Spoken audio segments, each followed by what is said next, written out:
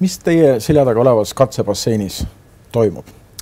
Siin me oleme loonud sellise kontrollitava hüdrodünaamilise keskkonna, kus me saame muuta voolukiirust ja sisestades sinna erinevaid objekte, siis tekitada nii-öelda kontrollitud turbulentsi.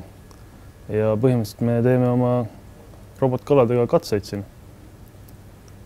Meil on võimalik mõõta kalale mõjuvaid jõude erinevas suunas, samuti seda jõuda, mida kala ise tekitab ja jälgida veevoolu ümber selle kala, et milline vool seda tabab, jälgida kõiki neid voolustruktuure, keeriseid ja vaadata siis, kuidas kala seal hakkama saab. Mis see pilt teie selja taga oleval ekraani näitab?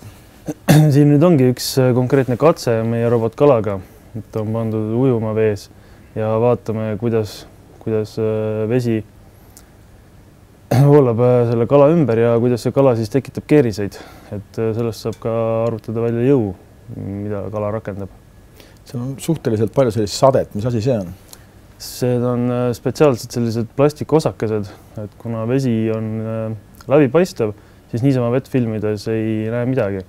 Et selleks oleme pannud spetsiaalsed osakesed sinna vette ja valgustame neid laseriga tekitatud valguslehega.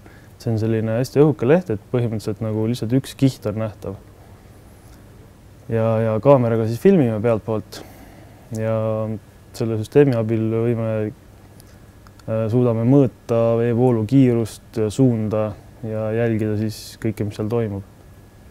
Nii et kala juhitakse tegelikult siis välistest arvutitest? Põhimõtteliselt küll, jah.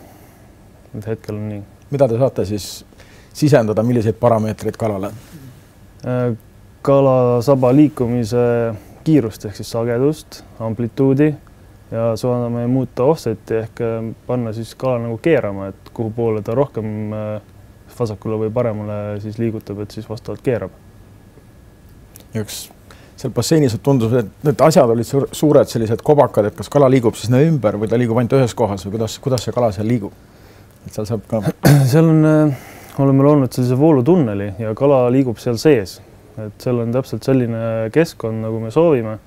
Et meil on teada nagu selle keskkonna info, voolukiirused ja kõik parameetrid. Et kala liigub seal sees hetkel, et muskil objektide vahel ei uju. Et te saate panna kala nagu ühe koha peale liikuma, aga saate ka ta reaalselt liikuma panna? Jaa, et on kaks erinevat varianti, et kui me tahame mõõta nüüd otsest jõudu, mis kalale mõjub, siis me fikseerime ta, oleme ehitanud siin ise ühe jõuplaadi, mis suudab siis kahes tasandis jõudu mõõta.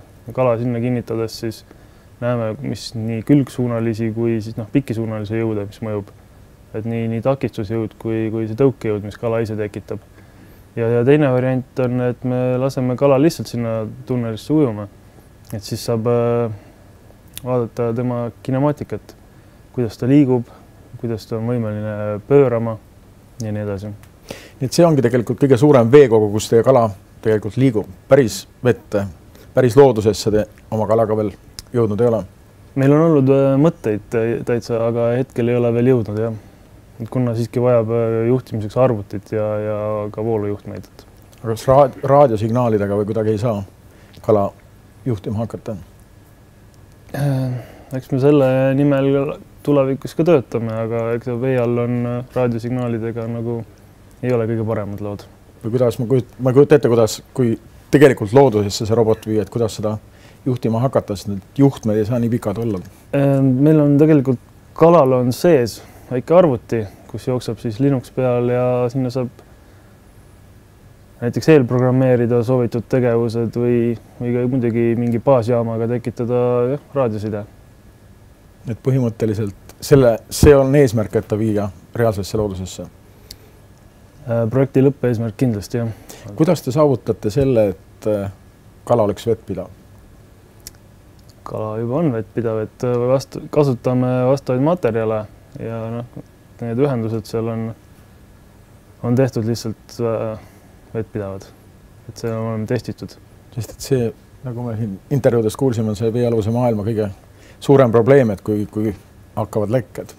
Jah, kui on vee all liikuvaid detaile, siis on see probleem, aga meil on kala ehitus on selline, et ükski osa seal omavahel ei pöörle ega liigu.